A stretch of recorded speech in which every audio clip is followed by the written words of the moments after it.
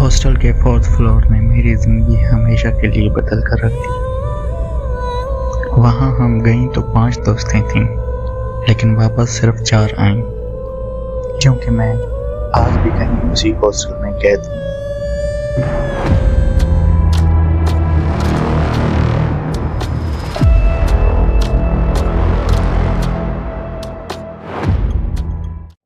कहानी की शुरुआत होती है एक लड़की से जो एक मेडिकल कॉलेज में पढ़ने के लिए गई। उसे उसी मेडिकल कॉलेज के हॉस्टल में रूम मिला, 3rd फ्लोर पे। उसका नाम अरीबा था।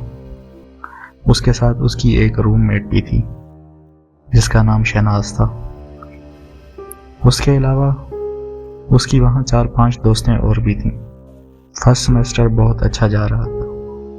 हॉस्टल में सब कुछ ठीक था, लेकिन 4th फ्लोर हमेशा खाली रहता था। सब कहते थे ऊपर जाना मुनासिब नहीं, क्योंकि वो फ्लोर कब से खाली पड़ा है। वहाँ कभी कोई रहने के लिए नहीं आया। इंसान को जिस चीज़ से मना किया जाए, इंसान वही करने की कोशिश करता है।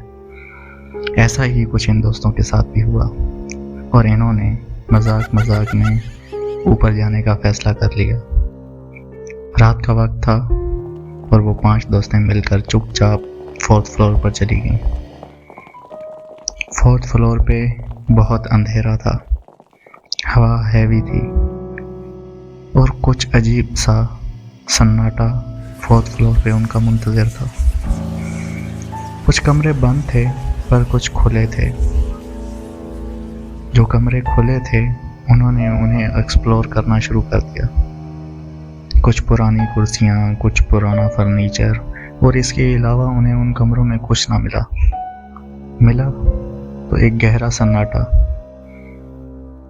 सब हंस रही थीं कि 4th फ्लोर पर तो ऐसा कुछ भी नहीं है जिसकी वजह से यहाँ आना मना किया जाता है। ऐसे ही घूमते घूमते अचानक अरीबा एक रूम में चली गई। जब वो वहाँ अंदर गई, वहाँ एक बहुत बड़ा सा आईना पड़ा था। रूम बिल्कुल खामोश था और कुछ पुराना फर्नीचर भी पड़ा था। वो उस मिरर के सामने जाकर खड़ी हो गई और अपना रिफ्लेक्शन देखने लगी। अचानक उसे महसूस हुआ जैसे वह रूम में अकेली नहीं है, उसके पीछे कोई और भी है। वो समझी शायद उसकी कोई दोस्त आई है और वो मुस्कुराई और बोला, मैं डरती नहीं हूँ, डराना बंद करो और यहाँ आओ, देखो कितना बड़ा आईना है। लेकिन उसके पीछे कोई और खड़ा था। जब उसने उसे मिरर में देखा तो फौरन से पीछे मुड़ी। पीछे कोई नहीं था। फिर उसने वापस आईने की तरफ देखा। अचानक से वो लड़की उसके सामने खड़ी थी और उसने एक जोर से चीख लगाई। अरीबा का दिमाग जैसे फ्रीज हो गया हो, सब कुछ थम सा गया हो, जैसे उसे किसी ने जकड़ लिया हो। अरीबा ने एक जोर से चीख लगाई और जमीन पर गिर पड़ी।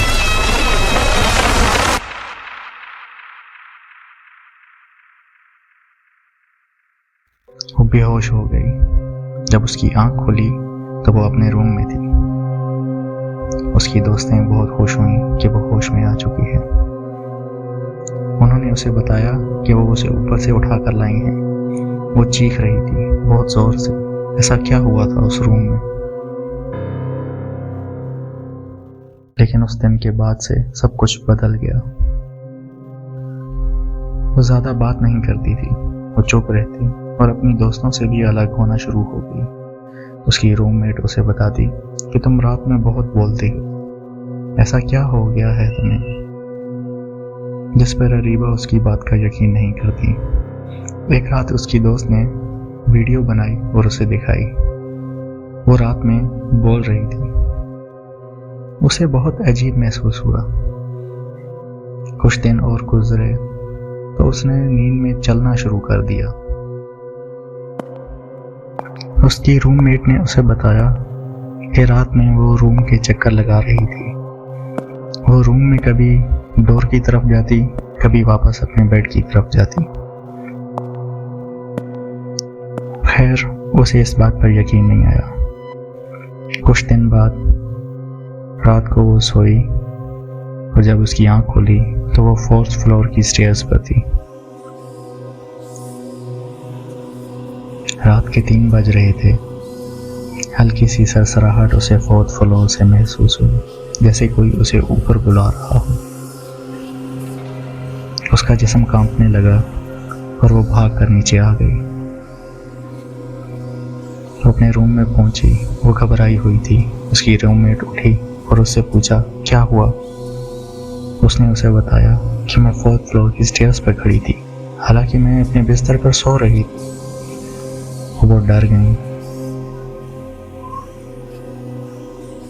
कुछ दिन बाद वो फिर से ऐसे ही नींद में चलते हुए 4th फ्लोर पर जा रही थी कि अचानक से उसकी रूममेट ने उसे झंझोड़ा, उसे होश में लाया और उसे कहा होश में आओ, तुम कहाँ जा रही हो, वापस चलो।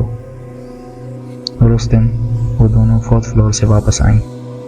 उसकी रूममेट ने उसे बताया कि कुछ तो अजीब है, कुछ है जो उसे ऊपर खींच रहा है, उसको वहां से चले जाना चाहिए।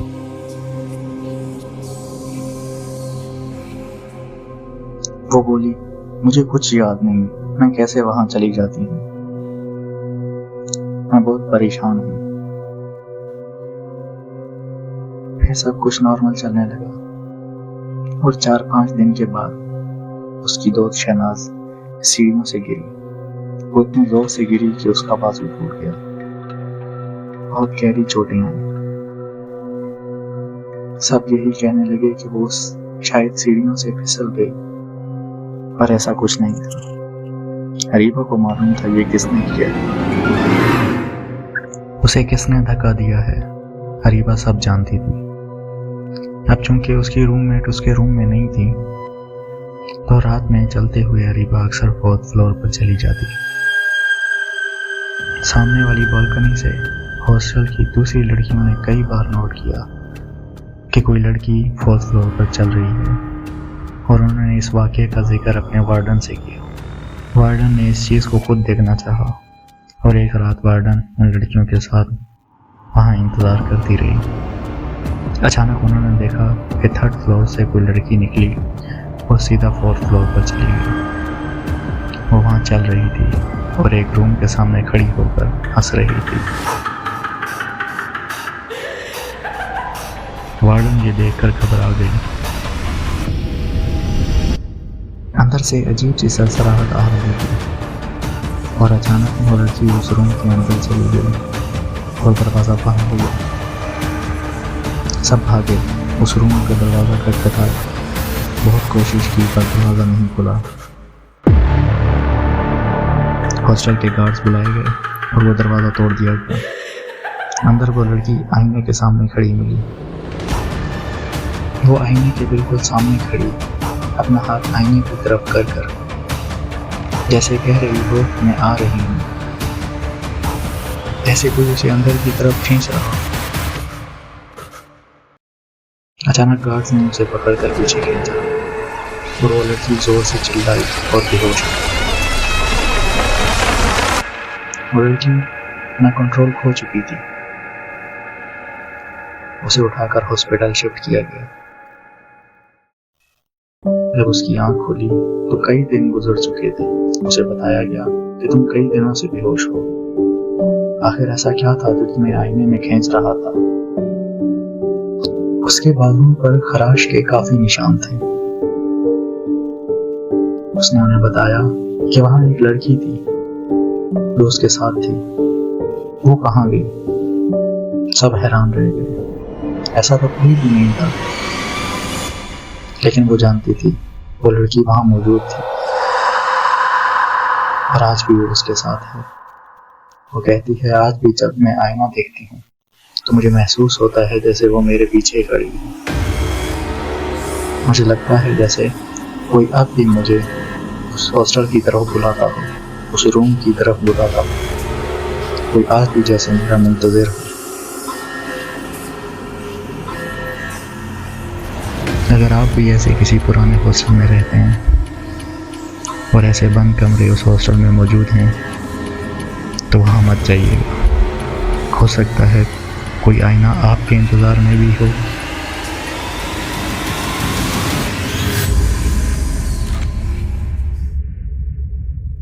अगर आपको मेरी स्टोरीज अच्छी लगती हैं तो प्लीज़ मेरे चैनल को सब्सक्राइब करें और वीडियो को लाइक शेयर ज़रूर करें।